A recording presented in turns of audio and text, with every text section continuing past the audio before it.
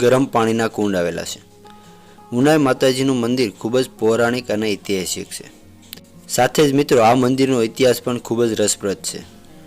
કહેવાય છે કે શ્રી રામચંદ્ર ભગવાન એક વખત ફરતા ફરતા શરભંગ ઋષિના આશ્રમમાં આવેલા, ત્યારે શરભંગ ઋષિએ રામચંદ્ર ભગવાનનો ભક્તિભાવથી આદર સત્કાર કર્યો, પરંતુ ઋષિ પોતે કુષ્ઠ રોગથી પીડાતા હતા।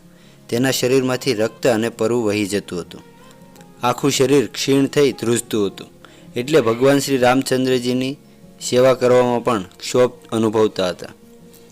ઋષિએ પોતાનું આખું શરીર યોગ બળથી બદલી નાખ્યું હતું અને ભગવાન શ્રી રામચંદ્રની સેવા પૂજા કરવા લાગ્યા। પૂજા દરમિયાન લક્ષ્મણજીને ઋષિના દુઃખની ખબર પડી ગઈ। પૂજા પૂરી થતાં સર્વે હકીકત ઋષિ પાસેથી જાણી ઋષિની આવી અસહ્ય વેદનાની જાણ ભગવાન રામચંદ્રને કરી। ઋષિની સેવાથી સંતુષ્ટ થઈ શ્રી રામચંદ્રજી, લક્ષ્મણજી અને સીતાજી